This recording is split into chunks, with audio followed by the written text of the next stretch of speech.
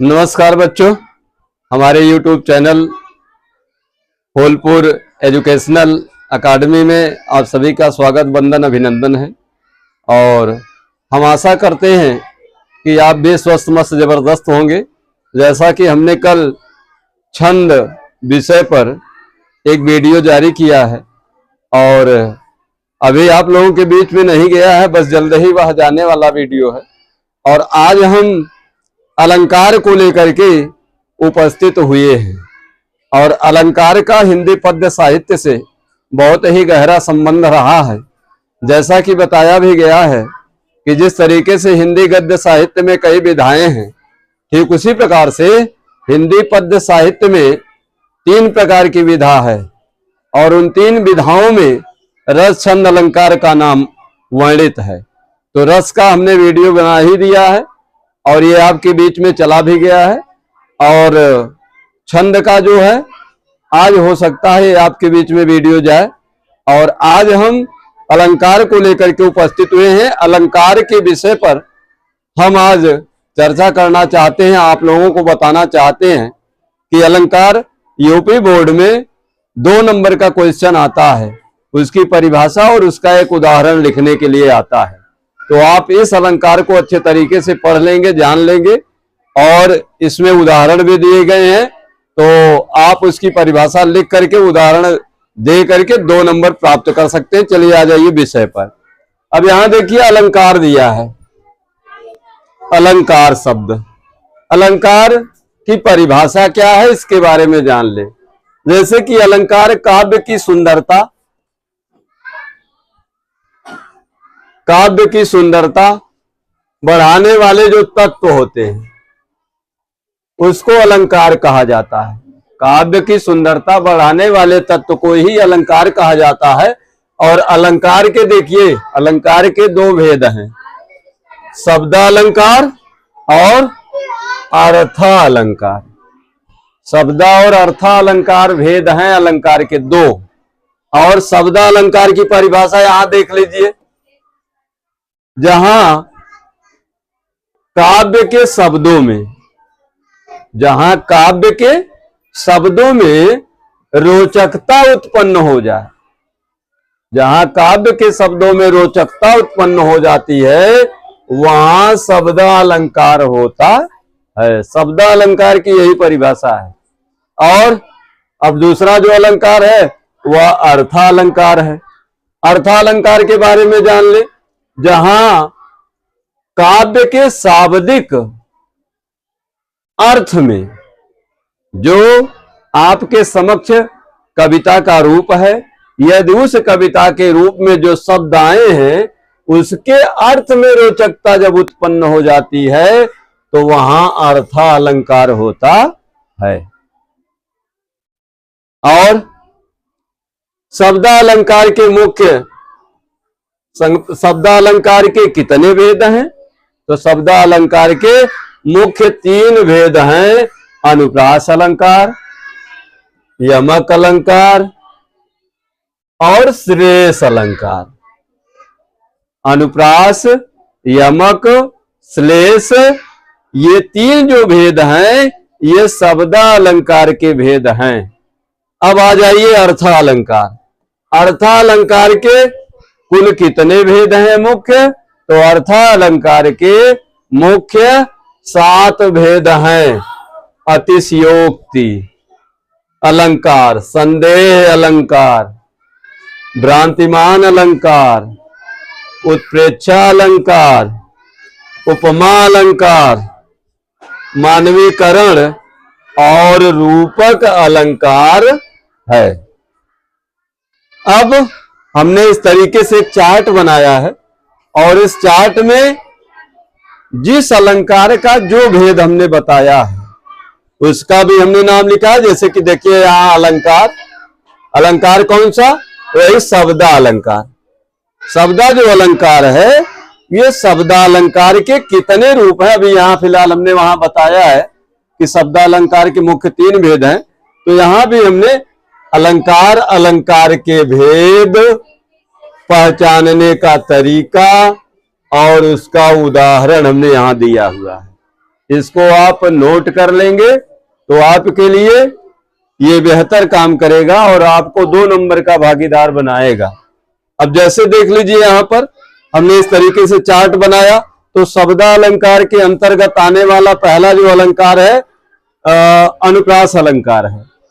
पहला अलंकार क्या है? अनुप्रास अलंकार है। अनुप्रास अलंकार की परिभाषा क्या है?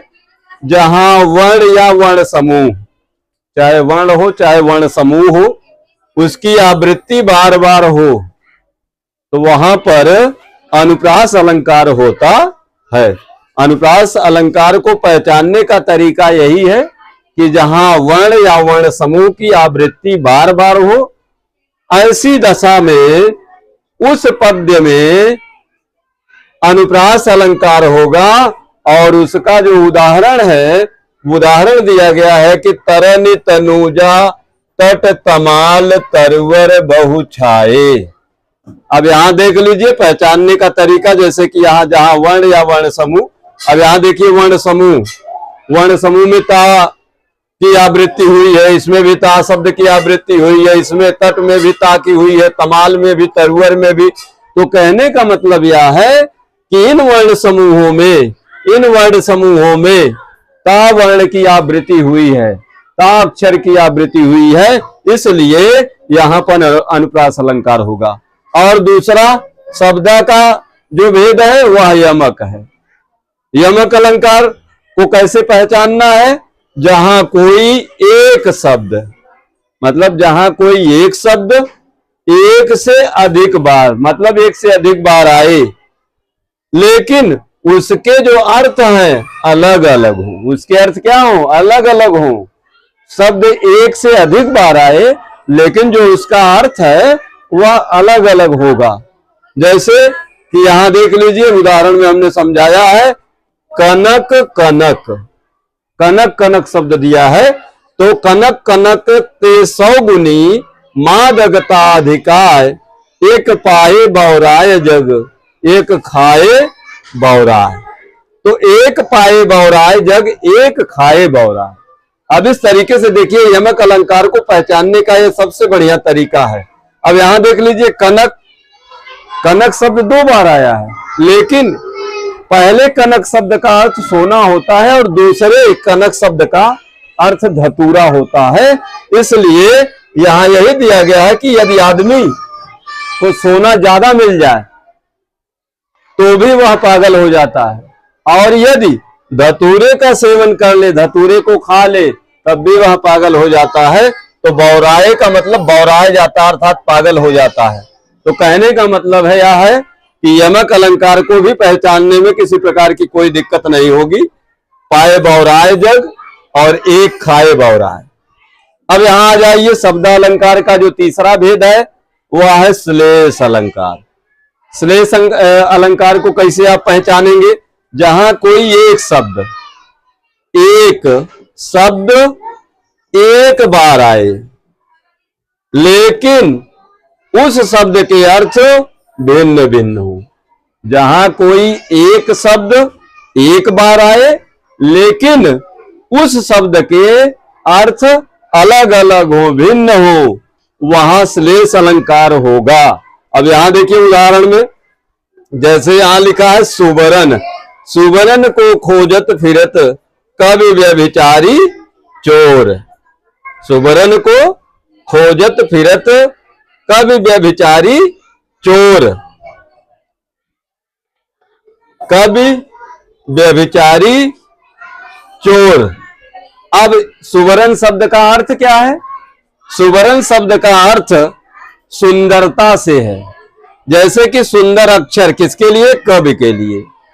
कवि के लिए सुंदर अक्षर का उपयोग किया जाता है। सुंदर वर्ड रहेगा तो उसके चाहे गद्यांश के रूप हो और चाहे पद्यांश के रूप हो, तब जाकर के उस शब्द की सुंदरता अच्छी दिखती है, अच्छे तरीके से उसका अर्थ क्लियर हो जाता है, उसकी सुंदरता भी उसमें दिखने लगती है। तो पहले सुवर्ण शब्द का अर्थ सुंदरता से है, जैसे कवि के लिए सुंदर शब्द चाहिए। और दूसरा व्यभिचारी, व्यभिचारी का मतलब होता है ऐसा पुरुष जो बुरी विचारधाराओं में लिप्त हो उसके लिए सुवर्ण शब्द का अर्थ सुंदर स्त्री से लिया गया है। सुंदर स्त्री से, व्यभिचारी के लिए सुंदर स्त्री का प्रयोग किया गया है। और तीसरे सुवर्ण शब्द का अर्थ सोना बताया गया है, क्योंकि सोना जो होता है वह चोर के लिए बहुत महत्वपूर्ण होता है। इसलिए अब यहां देख लीजिए, सुवर्ण शब्द के 3 अर्थ हो गए, लेकिन यह कितनी बार आया है? केवल 1 बार आया है। लेकिन इसके अर्थ सुवर्ण के 3 तरीके से प्रयोग करने के लिए मिल रहे हैं। सुंदर शब्द कवि के लिए, सुंदर स्त्री व्यभिचारी के लिए और सोना चोर के लिए। अब यहां समझ गए शब्दालंकार के मुख्य जो 3 भेद हैं, उसका हमने एक संकेतक शब्द नाम दिया है। उस संकेतक शब्द के नाम से आप अच्छे तरीके से लर्न कर लेंगे तो कभी जीवन में आपको शब्दालंकार के जो मुख्य भेद हैं वह भूलेंगे नहीं। जैसे हमने शब्द दिया है, देखिए आयस, क्या दिया है? आयस, आयस। अब आयस का शॉर्टकट नाम समझ लीजिए। आ से हमने क्या दिया? अनुप्रास दिया। आ से अनुप्रास, या से यमक और सा से श्लेष। तो अब समझने के लिए आपको बहुत दिक्कत नहीं होगी, केवल आयस शब्द को जानेंगे तो आ से अनुप्रास, या से यमक और सा से श्लेष, ये शब्दालंकार के मुख्य भेद हो गए और उदाहरण के तौर पर इसको समझ सकते हैं। अब आ जाइए अर्थालंकार। अर्थालंकार के तौर पर आ जाइए। देखिए यहां हमने लिया है अर्थालंकार।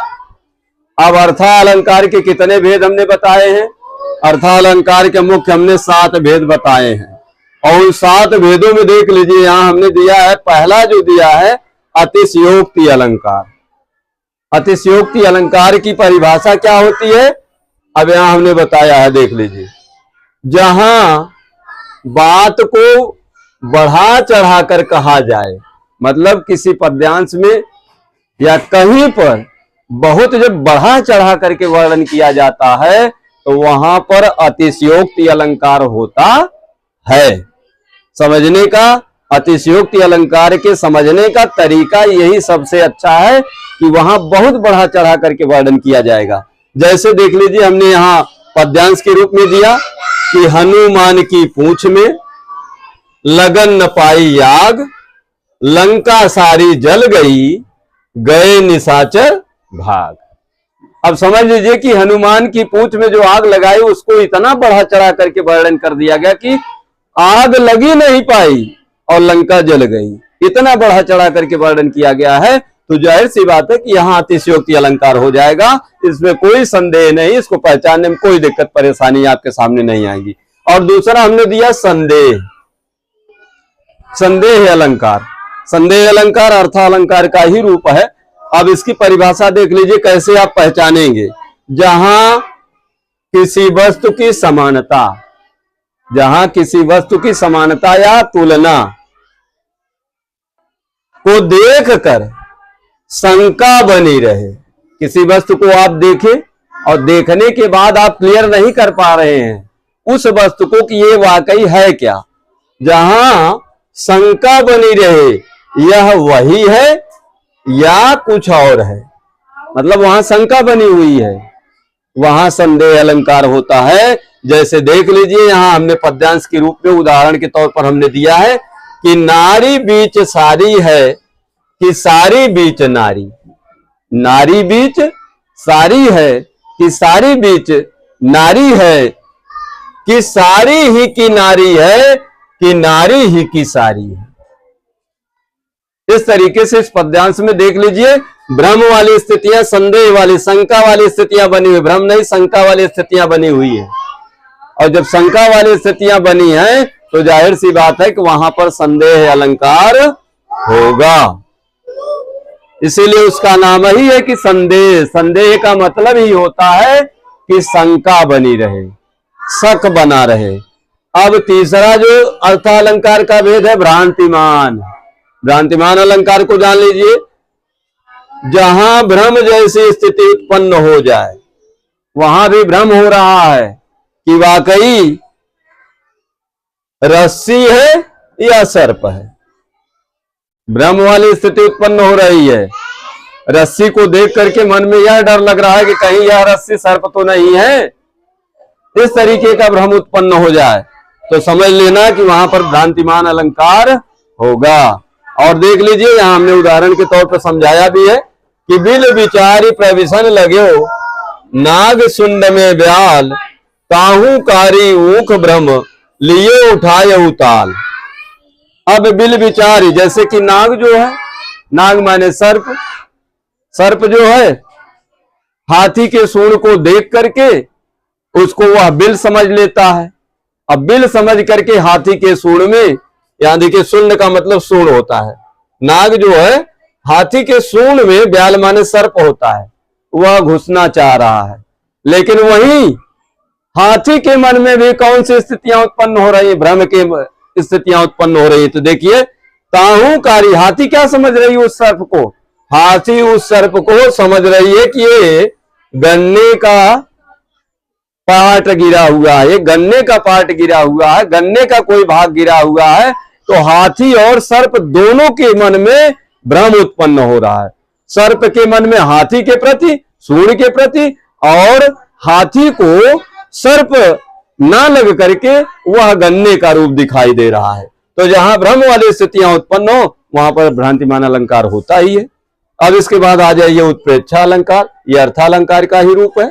अब उत्प्रेक्षा अलंकार को पहचानने का तरीका क्या है, जहां किसी वस्तु के होने का निश्चित पता ना हो, जहां कोई वस्तु होने का निश्चित पता नहीं लग पा रहा हो, वहां पर उत्प्रेक्षा अलंकार का प्रयोग किया जाता है। लेकिन उत्प्रेक्षा अलंकार को एक और पहचानने का तरीका है, उस पद्यांश में आपको मनु, मानो, जनु, जानो, मनहु, जनहु जैसे शब्द यदि उस पद्यांश में मिलते हैं तो बिना हिचक, बेहिचक आप उस विकल्प पर निशान लगा दें, उसमें कोई दो राय नहीं है कि वह विकल्प सही नहीं होगा। और जैसा कि हमने यहां दिया है उदाहरण के तौर पर, सोहत ओढ़ पीत पटु श्याम सलोने गात मनो नीलमणि शैल पर आतप पर्यो प्रभात।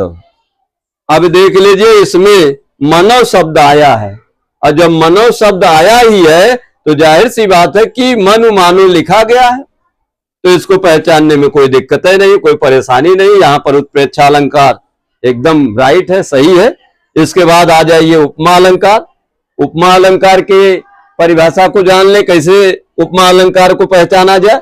जहां किसी वस्तु की तुलना, चाहे तुलना करिए चाहे समानता करिए, किसी दूसरे वस्तु से की जाती है तो वहां पर उपमा अलंकार होता है। उपमा अलंकार को पहचानने का जो तरीका है, से, सा, सी, से, सा, सी, यदि इस प्रकार के शब्द आते हैं तो उस पद्यांश में समझ लीजिएगा वहां उपमा अलंकार होगा। उपमा अलंकार को पहचानने का तरीका यह है, देखिए यहां उदाहरण के तौर पर दिया गया है, हरिपद कोमल कमल से शब्द आया ना यहाँ, और यहां लिखा भी गया है कि से अगर आता है तो उपमा अलंकार होगा। तो यहां से शब्द आ गया, इसका मतलब है कि इसमें उपमा अलंकार है। अब इसके बाद मानवीकरण अलंकार। मानवीकरण अलंकार किसे कहा जाता है, अब यहां देख लीजिए, मानवीकरण अलंकार जहां जड़ प्रकृति पर, जहां कोई जड़ वस्तु हो या तो प्रकृति के ऊपर मानवीय भावनाओं का आरोप हो, मतलब उसको मानव से तुलना किया जाए, वहां पर मानवीकरण अलंकार होता है। अब यहां देख लीजिए उदाहरण के तौर पर दिया गया कि फूल हंसे कलियां मुस्काई। प्रकृति का रूप क्या है, प्रकृति का रूप ये पुष्प है। अब फूल को मानवीकरण अलंकार से नवाजा गया, बताया गया है। फूल जो है क्या कर रहे हैं, हंस रहे हैं, और जो कली है, जो अर्किले पुष्प हैं, वह मुस्कुरा रहे हैं। तो जाहिर सी बात है कि यहां प्रकृति के ऊपर बात की गई है, तो यहां पर मानवीकरण अलंकार होगा। अब एकदम अंतिम आखिरी जो अलंकार है वह है रूपक। अर्थालंकार का जो आखिरी भेद है रूपक अलंकार, जहां उपमेय और उपमान में कोई अंतर ना हो, चाहे उपमेय हो चाहे उपमान हो, उसमें कोई अंतर ना हो, अर्थात दोनों को एक ही मान लिया जाए। चाहे उपमेय हो जिससे तुलना की जा रही हो और जिससे की जा रही उपमान, दोनों को एक मान लिया जाएगा, दोनों को एक ही मान लिया जाए। अर्थात पहचानने का तरीका, रूपक को कैसे पहचानेंगे? से, सा, सी जैसे शब्द नहीं आएंगे। से, सा, सी जैसे शब्द यदि नहीं आएंगे तो वहां समझ लीजिएगा कि रूपक अलंकार होगा। जैसा कि देख लीजिए, चरण कमल बंदो हरिराई, अर्थात इस पद्यांश में चरण माने पैर होता है, कमल माने कमल के समान। कमल के समान से तुलना नहीं करी गई है, बल्कि क्या कहा गया, यहाँ भगवान के चरण कमल के समान नहीं बल्कि चरण को ही सीधे क्या कर दिया गया है, कमल बना दिया गया है। पैर जो है कमल है। तो यहां पर देख लीजिए कोई भेद नहीं है, किसी से तुलना इसमें नहीं की जा रही है। और जैसा कि यहाँ कहा भी गया कि से, सा, सी जैसे शब्द उस पद्यांश में नहीं आए हैं, तो समझ लीजिएगा कि वहां रूपक अलंकार होगा। अब जैसे यहाँ देख लीजिए, चरण कमल बंदो हरिराई जैसे शब्द, पर इसमें से शब्द नहीं आया है। और अब एक बार इसको शॉर्टकट तरीके से जान लीजिए। जैसे कि देख लीजिए, हमने संकेतक शब्द इसका क्या दिया है। जैसे शब्द अलंकार के अंतर्गत आने वाला जो शब्द है उसको हमने दिया है अयस नाम, और इसका हम नाम दे रहे हैं, देख लीजिए यहां लिखा गया है अति। अति तो अतिशयोक्ति हमने दे दिया, अतिशयोक्ति अलंकार। इधर देखिए सम है, सम तो संदेह अलंकार हमने दे दिया। भ्रा है तो भ्रांतिमान हमने दे दिया है। उत है तो उत्प्रेक्षा दे दिया है, और उप है तो उपमा हमने दे दिया है। मान है तो मानवीकरण दे दिया है। रूप है तो रूपक दे दिया है। अर्थात इसको इस तरीके से भी लिख सकते हैं, इसी को याद करना है। अति संभ्राउत, अति संभ्राउत उपमान रूप। इसका शॉर्टकट देखिए, संकेतक निशान है, इसको यदि याद कर लेंगे तो अच्छे तरीके से आपको अर्था अलंकार के भेद सही तरीके से समझ जाएंगे। किसी प्रकार की कोई दिक्कत नहीं आएगी, केवल इतने याद करना है, अति संभ्राउत उपमान रूप। शॉर्टकट नेम हमने बताया है। तो अति मतलब अतिशयोक्ति, सम मतलब संदेह, और भ्रा मतलब भ्रांतिमान, उत मतलब उत्प्रेक्षा, उप मतलब उपमा, मान मतलब मानवीकरण, और रूप मतलब रूपक अलंकार।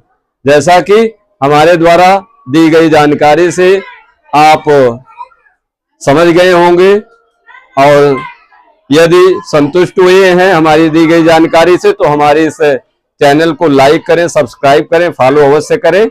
और अब हम अपनी वाणी को विराम देते हैं। जय हिंद, जय भारत।